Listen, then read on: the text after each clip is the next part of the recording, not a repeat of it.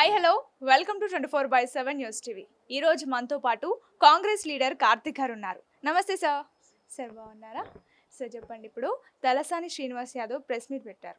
BC కులగణలో తప్పులు ఉన్నాయి చాలా, మేము చేసినప్పుడు 51% అట్లా వచ్చింది, ఇప్పుడేమో 42% వచ్చింది, మళ్ళీ రీసర్వే చేస్తున్నారు, భయపడి కాంగ్రెస్ ఇదంతా చేస్తుంది అని అంటున్నారు. దీనికి మీరు ఏం చెప్తారు? ఇప్పుడు బీఆర్ఎస్ పార్టీ కానీ కల్వకుంట్ల తారక రామారావు కానీ ఎవ్వరు కూడా ఇప్పుడు తలసాని శ్రీనివాస్ యాదవ్ గారు మాట్లాడినారంటే వారి వ్యక్తిగతంగా వారిపైన అభిమానం ఉన్నప్పటికీ వారు లీడర్ ఆఫ్ అపోజిషన్ కాదు.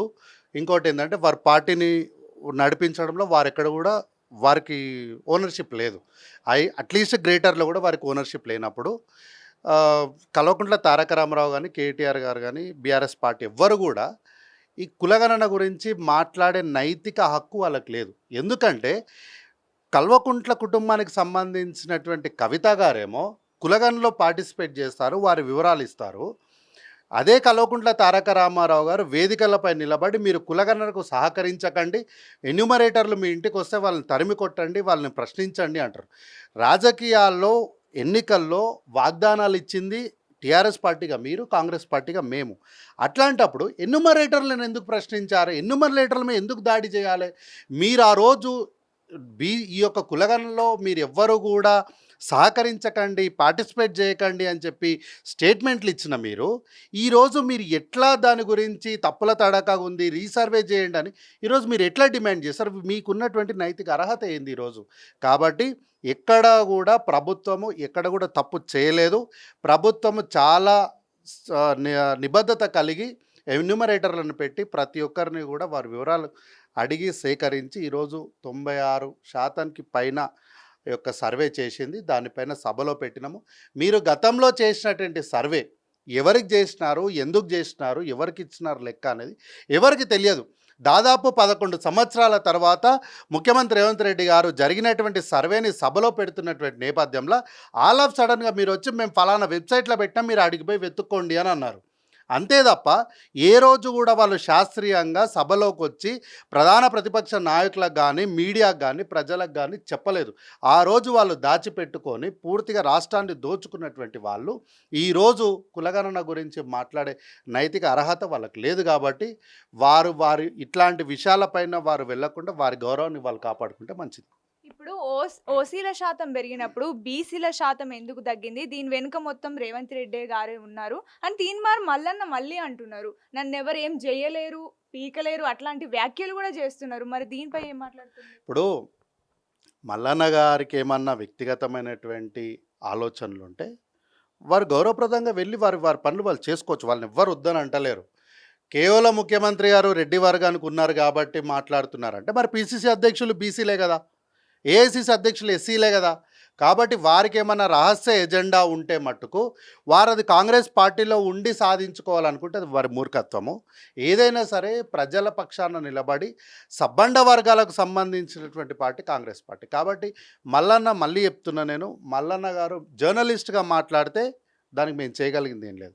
ఎవరైనా సరే రాజకీయాల్లో ఈయననే ఎన్నో వేదికలపైన మాట్లాడి కల్వకుంట్ల చంద్రశేఖరరావు గారి భాష బాలేదు, తెలంగాణ సమాజానికి మీరు ఏం భాష నేర్పిస్తున్నారని పెద్ద పెద్ద మాటలు మాట్లాడినటువంటి మల్లన్న గారు ఈరోజు వారేం భాష మాట్లాడుతున్నారో చూసుకోవాలి. కాబట్టి మనం ఎదుటి వాళ్ళను మాట్లాడినప్పుడు మనమంతా సరిగ్గా ఉంటే మాట్లాడాలి. కాబట్టి ఒకటి సహచర పార్టీ సభ్యుడిగా వారికి గౌరవంగా వారికి సూచన ఏంటి అంటే వారు ఏమన్నా మాట్లాడాలి అనుకుంటే, వారికి ఏమైనా అన్యాయం జరుగుతుంది అనిపిస్తే వారు పార్టీ అధ్యక్షుల దగ్గరికి వచ్చి మాట్లాడాలి. సరే ఇక్కడ రాష్ట్ర పార్టీలో వారి మాట వినరేమో అనే అనుమానాలు వారికి ఉంటే వారు జాతీయ పార్టీ ఏఐసిసి కరిగారి దగ్గరికి వెళ్ళి, వారేమో ఓసీ కాదు కదా, వారు ఎస్సీ నాయకులే, వారు ఎస్సీ దళిత వర్గానికి చెందినటువంటి వారే కదా, వారు కనీసం వాళ్ళ దగ్గరికి వెళ్ళైనా సరే మాట్లాడి వారి విన్నపాలు ఏముంటే ఇస్తే బాగుంటుంది తప్ప వేదికలపైన మాట్లాడడము అది మంచిది కాదు.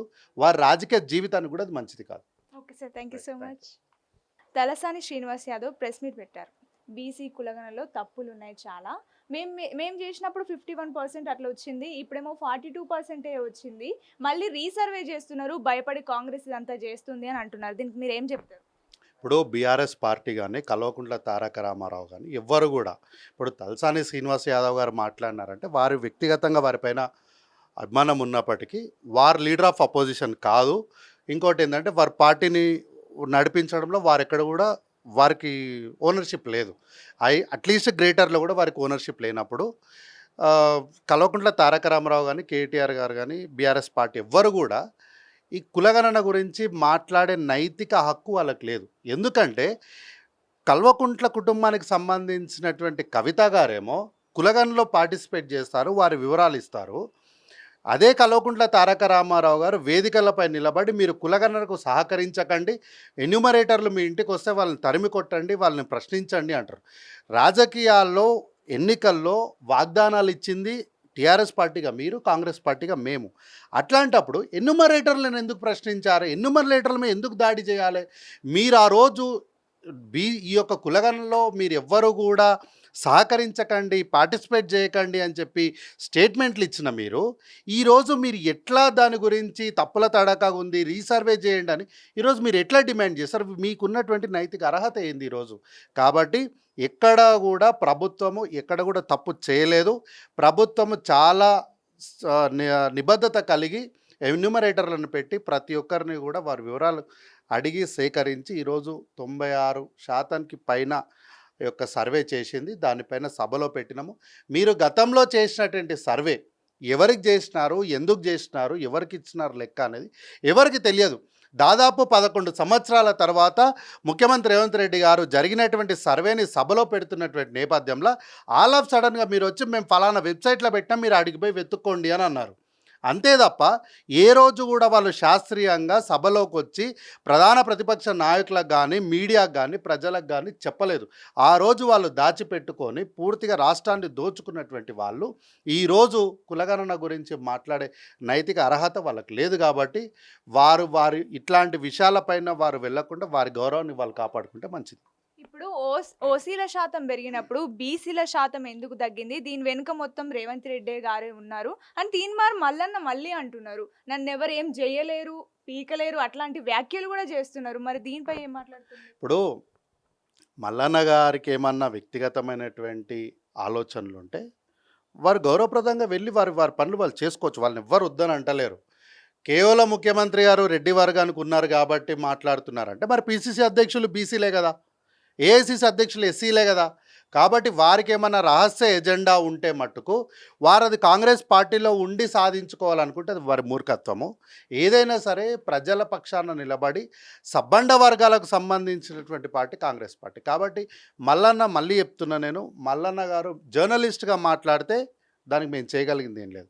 ఎవరైనా సరే రాజకీయాల్లో ఈయననే ఎన్నో వేదికలపైన మాట్లాడి కల్వకుంట్ల చంద్రశేఖరరావు గారి భాష బాలేదు, తెలంగాణ సమాజానికి మీరు ఏం భాష నేర్పిస్తున్నారని పెద్ద పెద్ద మాటలు మాట్లాడినటువంటి మల్లన్న గారు ఈరోజు వారేం భాష మాట్లాడుతున్నారో చూసుకోవాలి. కాబట్టి మనం ఎదుటి వాళ్ళను మాట్లాడినప్పుడు మనం అంతా సరిగ్గా ఉంటే మాట్లాడాలి. కాబట్టి ఒకటి సహచర పార్టీ సభ్యుడిగా వారికి గౌరవంగా వారికి సూచన ఏంటి అంటే వారు ఏమన్నా మాట్లాడాలి అనుకుంటే, వారికి ఏమైనా అన్యాయం జరుగుతుంది అనిపిస్తే వారు పార్టీ అధ్యక్షుల దగ్గరికి వచ్చి మాట్లాడాలి. సరే ఇక్కడ రాష్ట్ర పార్టీలో వారి మాట వినరేమో అనే అనుమానాలు వారికి ఉంటే వారు జాతీయ పార్టీ ఏఐసిసి కరిగారి దగ్గరికి వెళ్ళి, వారేమో ఓసీ కాదు కదా, వారు ఎస్సీ నాయకులే, వారు ఎస్సీ దళిత వర్గానికి చెందినటువంటి వారే కదా, వారు కనీసం వాళ్ళ దగ్గరికి వెళ్ళైనా సరే మాట్లాడి వారి విన్నపాలు ఏముంటే ఇస్తే బాగుంటుంది తప్ప వేదికలపైన మాట్లాడడము అది మంచిది కాదు.